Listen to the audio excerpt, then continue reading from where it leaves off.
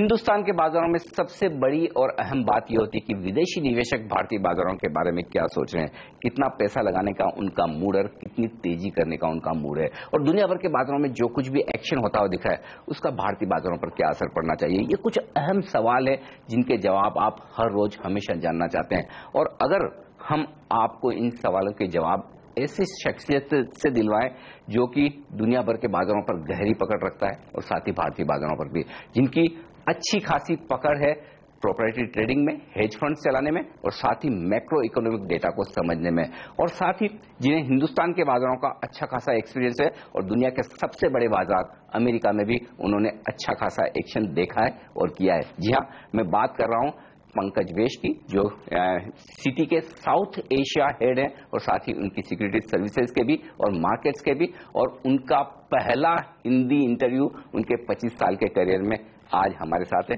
पंकज जी, बहुत बहुत स्वागत है आपका सीएनबीसी आवाज पर। और सबसे बड़ी खुशी की बात मुझे ये कि आप सिटी ग्रुप में इतने सालों से हैं, दुनिया भर के बाजारों को इतना नजदीकी से देखते हैं, लेकिन पहली बार आपने हिंदी में बात करने की कोशिश की है, इसके लिए मैं बहुत बहुत धन्यवाद आपको देना चाहता हूं और सीएनबीसी आवाज पर आपका स्वागत करता हूं। जी, थैंक यू वेरी मच, मुझे बहुत खुशी है। Thank you. बिल्कुल, शुरुआत करता हूं क्योंकि सिटी की आपकी एक्सपर्टाइज सबसे ज्यादा ग्लोबल मार्केट्स पर है और ग्लोबल मार्केट्स को हम आपसे समझना चाहते हैं, आपसे बेहतर कौन समझा सकता है। इस वक्त जो कुछ अमेरिका में हो रहा है उसका बड़ा डर है हमें कि ब्याज दरें बढ़ने वाली है। मैं जानना चाहता हूं आपका क्या सेंस है, कब से ब्याज दरें बढ़ने की आप उम्मीद कर रहे हैं, उसका क्या असर दुनिया भर के बाजारों पर, इक्विटीज पर और भारतीय बाजारों पर पड़ेगा।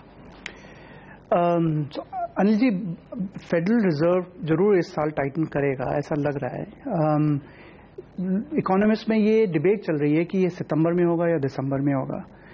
आई थिंक चाहे सितंबर में हो या दिसंबर में हो, लेकिन उससे हमें बहुत ज़्यादा डरने की ज़रूरत है नहीं, क्योंकि इसके बारे में उन्होंने काफ़ी बार दुनिया भर को बताया हुआ है, काफ़ी तैयारी लोग कर चुके हैं। खासतौर से इंडिया में रिजर्व बैंक ने फॉरेन एक्सचेंज रिजर्व्स काफ़ी बढ़ाए हुए हैं। तो आई थिंक हमारी पूरी इकोनॉमी और जो पिछले साल का इलेक्शन हुआ उसकी वजह से ग्लोबली इन्वेस्टर्स में काफ़ी कॉन्फिडेंस आ गया है इंडियन इकोनॉमी के बारे में। तो उससे हमारी जो वर्ल्ड वाइड क्रेडिबिलिटी है, जो लोगों में हमारे बारे में विश्वास है, वो काफ़ी बढ़ गया है। तो सिर्फ फेडरल रिजर्व का 0% से 0.25% ले जाने से ऐसा नहीं है कि सारी दुनिया डरती हुई यहाँ से हिंदुस्तान से भाग जाएगी। तो आई थिंक इसमें ऐसी कोई डरने की बात नहीं है। 2 साल पहले जब गवर्नर बेन बर्नांकी, चेयरमैन बेन बर्नांकी ने ये बात पहली दफे उठाई थी, तब मार्केट तैयार नहीं था।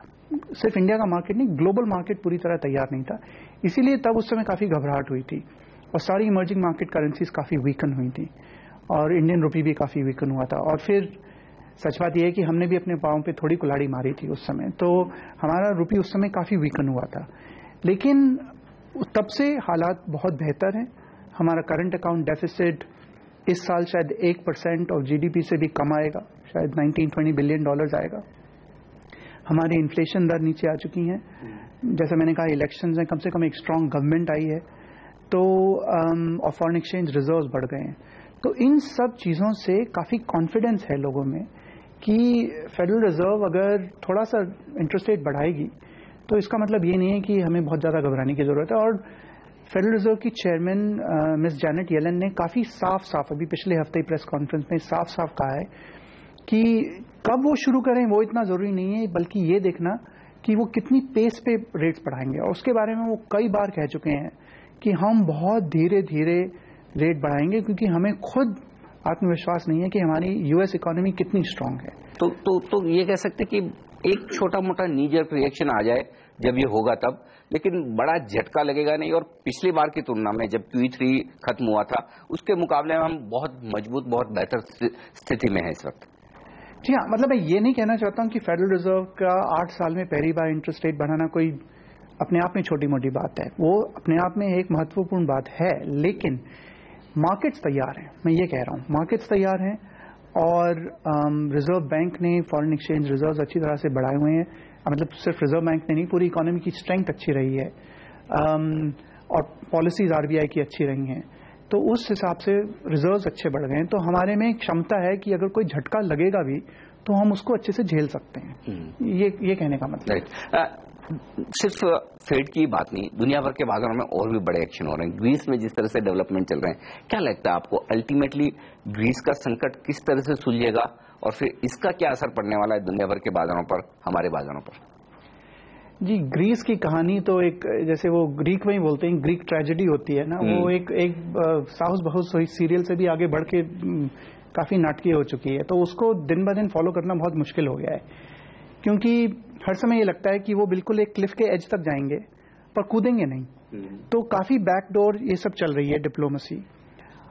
इंटरेस्टिंग बात यह है कि आज सुबह ही फ्रांस के प्रेसिडेंट कह रहे हैं कि हम कोई ना कोई समझौता संभाल लेंगे, लेकिन जर्मनी की चांसलर कह रही हैं कि वो, बल्कि उन्होंने ये कहा कि हमें लग रहा है हम उल्टे जा रहे हैं। तो और जर्मनी गवर्नमेंट खास में जो चांसलर हैं और जो उनके वित्त मंत्री हैं, उनमें भी इस विषय को लेकर मतभेद है। तो ग्रीस एग्जैक्टली किस तरह से पहुंचेगा ये अब कहना बहुत मुश्किल है। अब ये लोगों की पर्सनैलिटी, जो 3-4 लोग बिल्कुल सेंटर में हैं, उनके ऊपर निर्भर कर रही है। लेकिन उसके बियॉन्ड जो हम लोग मार्केट्स में बैठे हैं, आई थिंक अब ये लग रहा है लोगों को कि शायद ग्रीस की स्टोरी इतनी झटके वाली नहीं होगी। लोग ये कह रहे हैं, पर सच बात यह है, इसका कोई भी, इस बात को लेकर कोई भी इंसान बहुत कॉन्फिडेंस से नहीं कह सकता, क्योंकि कुछ लोग कह रहे हैं ये लीमन ब्रदर्स जैसा सिचुएशन ना हो जाए। तब भी लोग कह रहे थे कि मार्केट को इतना झटका नहीं लगेगा, लेकिन लीमन ब्रदर्स की बैंकरप्सी बहुत बड़ी घटना थी। ग्रीस इटसेल्फ छोटा है और सारे बैंकों ने, हेज फंड्स ने अपने एक्सपोजर ग्रीस को काफी काट दिए हैं, तो उस तरह से झटका नहीं लगेगा।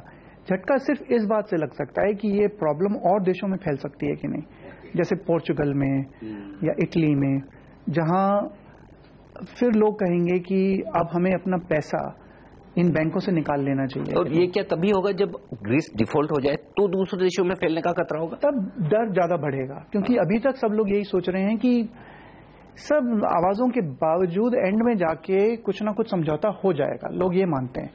लेकिन अगर ये न हुआ और ग्रीस ने डिफॉल्ट किया, तब लोग कहेंगे कि शायद जो सेंट्रल ऑफिशियल्स हैं वो एकाध देशों को छोड़ने अलाउ कर सकते हैं, तो फिर लोग घबराएंगे।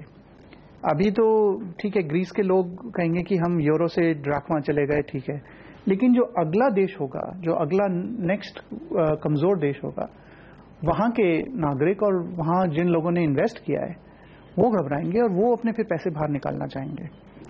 अभी भी ग्रीस के बारे में भी कहानियां चल रही हैं कि आई थिंक 1.5 या 2 बिलियन यूरोज लोग ग्रीस के नागरिक ही अपने पैसा निकाल चुके हैं बैंकों से। तो अब उस तरह से अगर बहुत ज्यादा स्केल पे वो बढ़ जाए तो ऑब्वियसली काफी डिस्टेबलाइजेशन आ जाती है। एक और मुद्दा अब चाइना के बाजारों का होता हुआ दिख रहा है। यहाँ पर 2 सवाल है मेरे बेस। एक तो ये कि चाइना में ग्रोथ में जो कमी आने के संकेत दिख रहे हैं, उसका दुनिया भर के इकोनॉमी पर, बाजारों पर क्या असर पड़ेगा? दूसरा, ये चाइना के बाजारों में क्या बबल बनने की शुरुआत हो चुकी है? जिस तरह से हर रोज कितने परसेंट, 3-3, 5-5% ऊपर या नीचे बाजार दिखते हैं, समझ में नहीं आ रहा हो क्या रहा है वहां पर। जी, चाइना के बारे में तो मेरी भी राय यही है कि ये जो वैल्यूएशंस हैं ये अनसस्टेनेबल हैं, ये बहुत ज़्यादा ऊंचे बढ़ गए हैं। और जो कहानियां हम सुन रहे हैं चाइना में, जो हाउस होल्ड इन्वेस्टर्स पैसे बोरो करके, ब्रोकर्स वगैरह से बोरो करके फिर इन्वेस्ट कर रही हैं, तो वो काफ़ी सस्टेनेबल सोल्यूशन नहीं है। तो ये तो लग रहा है कि वैल्यूएशंस बहुत क्रेजी हो गई हैं। मेरे को बल्कि काफ़ी याद यूएस में नैस्डैक 99 की आ रही है, लेवल्स भी उसी तरह के हैं। हम 2000 से 5000 के लेवल में 15 महीने में या 18 महीने में पहुंच गए हैं, जिसकी, और इस बीच में इकोनॉमी बेहद वीक हुई है। तो ये कोई जस्टिफिकेशन नहीं दिख रही है कि इतनी वैल्यूएशन तक क्यों जानी चाहिए। और ये तो शंघाई स्टॉक मार्केट की बात, जो शेंजन है जहां पे जो टेक्नोलॉजी स्टॉक्स वगैरह ज्यादा हैं, वहां तो और भी पागलपंती हुई है। तो ये घबराहट जरूर है कि वहां वैल्यूएशन बहुत ज्यादा बढ़ी हुई हैं और वो गिर सकती हैं। लेकिन एक डिफरेंस बस ये है कि चीन की सरकार अपने मार्केट्स को बहुत नियंत्रण में रखती है। वो ये पूरी तरह से वेस्टर्न कैपिटलिस्ट जो मार्केट्स का मॉडल होता है कि हम अपना सारा वो रखेंगे, हर फेयर प्राइसिंग पे मार्क टू मार्केट करेंगे, उसमें विश्वास नहीं रखती है। तो वो इधर उधर थोड़ा सपोर्ट, थोड़ा किसी बैंक को सपोर्ट करना, इन सब में विश्वास रखती है, तो वो थोड़ा कुशन करने की कोशिश करेंगे, लेकिन वैल्यूएशंस बिल्कुल लगती तो हैं कि काफी क्रेजी लेवल पे हैं। आरबीआई एक तरफ से रेट कट देता तो है, लेकिन उसका इफेक्ट मार्केट पर आने नहीं देता, क्योंकि डॉक्टर राजन ने जिस तरह से आगे का आउटलुक दिया कि आपको लगता है कि और रेट कट मिलेंगे या फिर उनका स्टैंड सही है जो कुछ वो कर रहे हैं? जी अनिल जी, असल में एक तरह से आप आरबीआई से इस बात पे सिंपैथाइज कर सकते हैं कि इंडिया में डबल डिजिट इन्फ्लेशन हमेशा चलता रहता था, सीपीआई लेवल पे, कंज्यूमर लेवल पे, और डॉक्टर राजन ने आके ये कहा है मैं एक दफे इसकी इसको हटाना चाहता हूं, एक दफे खत्म कर देना चाहता हूं, ताकि आगे हम 10-12% के बारे में सोचें ही ना। वो अपने आप में काफी एक नोबल पर्पस है। असल में जो फ्रेमवर्क सेटअप किया गया है, जो एक कमेटी जनवरी 2014 में, जिसका monetary policy framework, Urjit Patel committee उसका नाम था, उसका जो फ्रेमवर्क आया है उसमें एक टाइम बाउंड गोल्स बनाए हुए हैं कि हमें जनवरी 2015 तक 8% पहुंचना है और जनवरी 2016 तक 6% पहुंचना है, इस तरह से, और फिर 4%।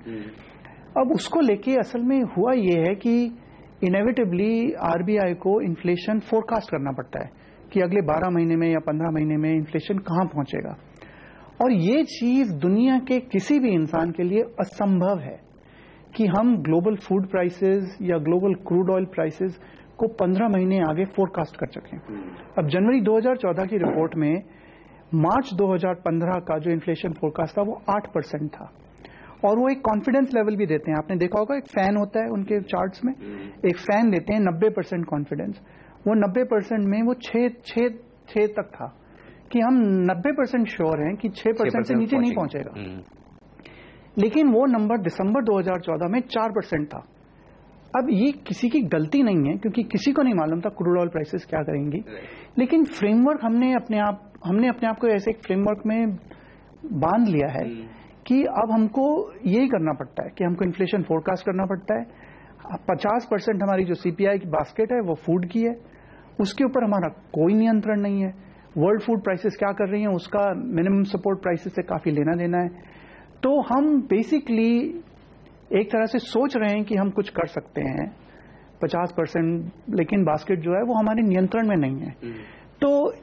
तो आई थिंक एक तरह से हम थोड़े एक कॉर्नर में फंस गए हैं।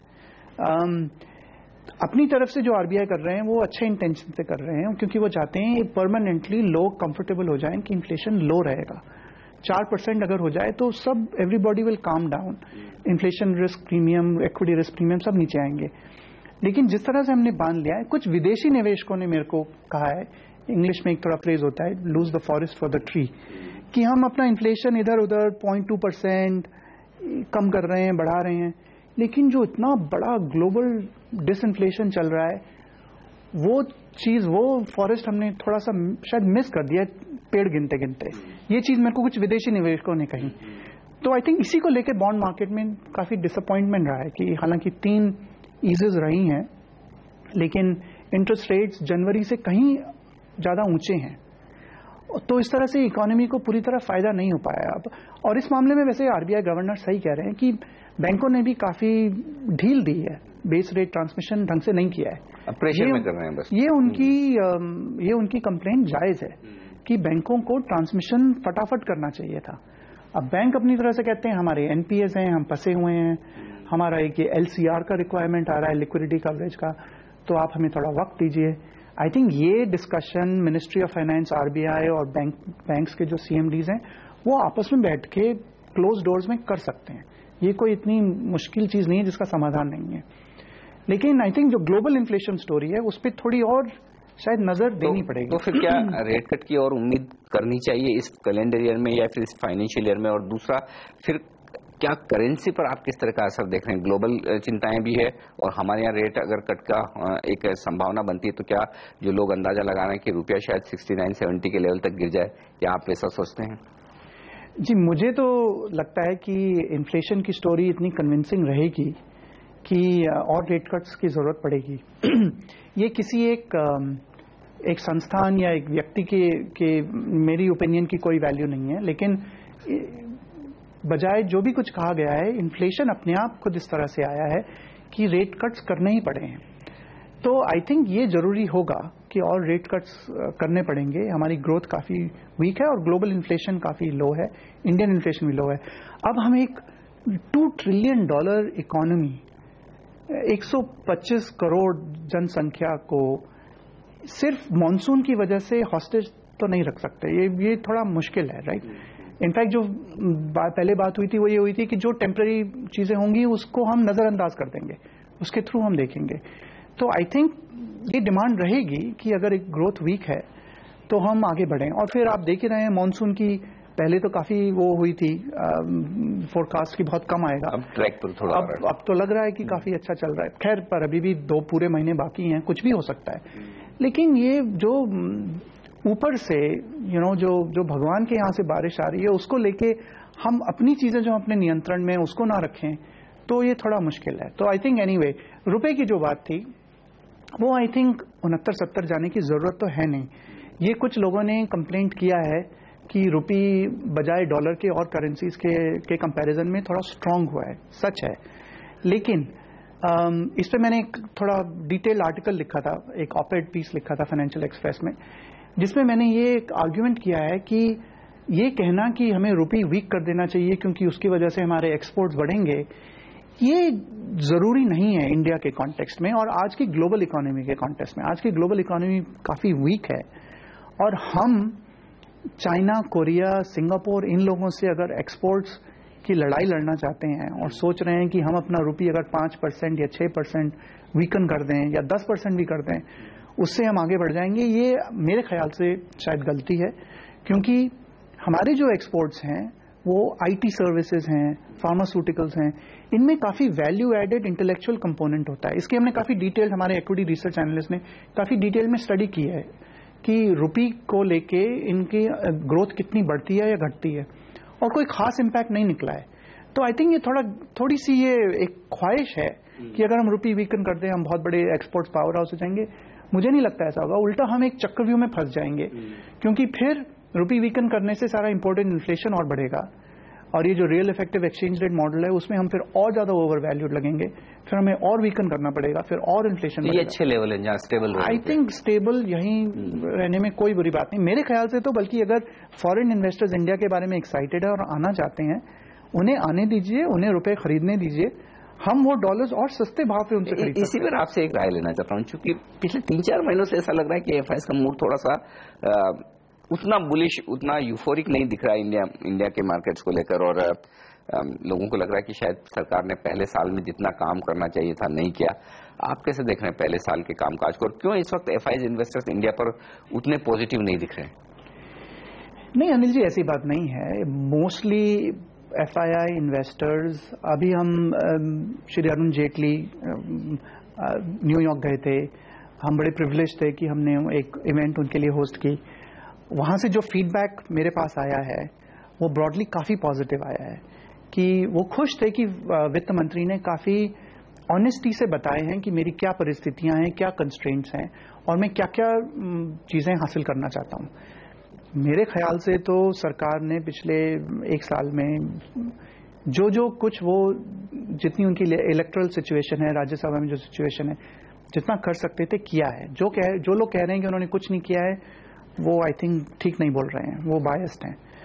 उन्होंने काफी कोशिश की है। अब मामला जरूर ये आया है क्योंकि प्राइसेस बहुत बढ़ चुकी हैं स्टॉक मार्केट में, लोग कह रहे हैं अब हमें रिजल्ट्स चाहिए, सही कह रहे हैं। अब आई थिंक काफी पॉलिटिकल मैनूवरिंग करनी पड़ेगी कि ये GST bill, land acquisition bill किसी तरह से हमको राज्यसभा वगैरह में या तो पास कराना है या अगर वो वहां टर्न डाउन भी हो जाता है फिर एक ज्वाइंट सेशन लाके कराना है। अब हमने पिछले 2-3 दिन पहले कमेंट्स देखे हैं कुछ ऑपोजिशन पार्टीज के, वो कह रहे हैं ना हम इस बिल को पास होने देंगे ना फेल होने देंगे, मतलब वो कह रहे हैं हम ब्लॉक करेंगे, हम इसको वोट पे नहीं आने देंगे। अब ये बहुत ही निंदनीय बात है क्योंकि क्लियरली इस देश की जनता ने पिछले साल एक चेंज के लिए वोट दिया है।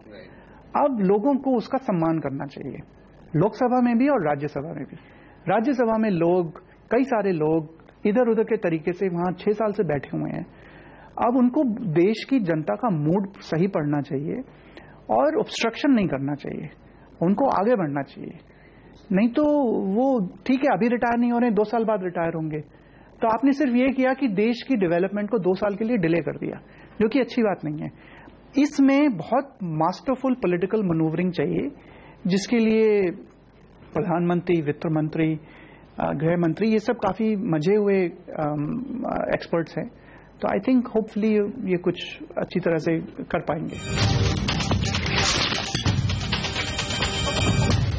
जो रिसेंट करेक्शन हुआ है, क्या लगता है अब इंडियन मार्केट्स के जो हमारे वैल्यूएशन हैं वो अब ठीक ठाक हैं, और यहां से फिर बहुत ज्यादा डाउनसाइड रिस्क की बात फंडामेंटल्स के बेसिस पर, वैल्यूएशंस के बेसिस पर आपको नहीं लगती? देखिए, इंडियन मार्केट हमेशा थोड़ा एक्सपेंसिव लगता है, ऑलमोस्ट हमेशा। ये बात मैं 20 साल से अपने न्यूयॉर्क के दोस्तों से भी सुनता था। लेकिन यहाँ ग्रोथ रेट अच्छी हाई है, तो इसलिए वो थोड़ा एक्सपेंसिव तो होगा ही। अब विद इन उसकी अपनी टाइम सीरीज अगर आप देखें तो आई थिंक ऐसा कोई खास एक्सपेंसिव अभी इस समय नहीं है। और एक बड़ी चीज जो आई थिंक अगले 5 साल में होनी चाहिए वो ये है कि एक दफे हम जब इन्फ्लेशन को तोड़ देंगे तो फिर सारा इक्विटी रिस्क, इंटरेस्ट रेट खुद नीचे आएंगे और इक्विटी रिस्क प्रीमियम खुद नीचे आएगा, और उससे फिर हम ग्लोबल कंट्रीज की फर्स्ट ईयर में जा सकते हैं, जहां लोग कहेंगे कि इसको हम इक्वल असेसमेंट पे डाल रहे हैं, कि ये हमारे लिए जैसे हम जर्मनी में पैसे डालते हैं या जैसे हम हांगकांग में पैसे डालते हैं, ऐसे हम इंडिया में डाल रहे हैं, कि यहाँ पीई रेशियोज वगैरह हाई होने चाहिए, क्योंकि एक तो ग्रोथ बहुत हाई है और इक्विटी रिस्क प्रीमियम नीचे आ चुका है। तो उस हिसाब से, और ये अभी भी ग्लोबल कम्युनिटी इंडिया में बहुत कम इन्वेस्टेड है। अरे आप ग्लोबल कम्युनिटी को रहने दीजिए, इंडियन जनता खुद नहीं इंडियन मार्केट्स में बहुत कम इन्वेस्टेड है, बहुत ही कम। ये चीज मेरे ख्याल से ऐसी हो जानी चाहिए। अगर हमारा सेविंग्स रेट 30% है, उसमें से 5 परसेंटेज पॉइंट्स भी अगर इंडियन स्टॉक मार्केट में हर साल आए, आराम से कई दसियों बिलियन हर साल इंडियन मार्केट्स में इंडियन हाउसहोल्ड इन्वेस्टर से आने चाहिए। तो इस वजह से मुझे नहीं लगता कि मार्केट खासतौर से कोई खास एक्सपेंसिव है। वो 5-10% करेक्शन हमेशा चलते रहते हैं। तो फिर जब आप कह रहे हैं कि इंडियन इन्वेस्टर्स खुद अपने बाजारों में पैसा नहीं लगा रहे हैं, तो क्या हमारे यहाँ के रिटेल इन्वेस्टर्स के लिए ये सही मौका है, जब दुनिया भर के बाजारों के लोग, विदेशी निवेशक आकर हमारी स्टोरी को समझ रहे हैं, पहचान रहे हैं, तो वो भी पैसा लगाएं? ये बहुत इंपॉर्टेंट क्वेश्चन है। मैं सिर्फ ये कह सकता हूं कि हमारी ज्यादातर एडवाइजरी इंस्टीट्यूशनल क्लाइंट्स के लिए होती है। रिटेल इन्वेस्टर्स की हर एक की अपनी अपनी अलग कहानी है, क्योंकि अगर कोई 70 वर्ष के हैं या 25 वर्ष के हैं, उनको अपना रिस्क एक्सपोजर खुद देखना चाहिए। मैं मीडियम टर्म की स्टोरी की बात कर रहा हूं कि मीडियम टर्म स्टोरी बहुत स्ट्रांग है, बट क्लियरली जैसे कोई रिटायर्ड आपके व्यूअर्स हमें देख रहे हैं, उन्हें कंजर्वेटिव ही रहना चाहिए, क्योंकि फिक्स्ड इनकम रिटर्न्स भी, बॉन्ड एफडीज वगैरह के रिटर्न्स भी काफी स्ट्रांग हैं। तो उन्हें ये नहीं है कि कल ही जाके वो अपना 80% पोर्टफोलियो सेंसेक्स में डाल दें, मैं ये एडवाइस नहीं दे रहा हूं। लेकिन जो यंग लोग हैं, मिडिल एज लोग भी हैं, उनको एक healthy portion long term investment के लिए अपने बाजार का फायदा जरूर उठाना चाहिए, इसमें कोई खराबी नहीं है।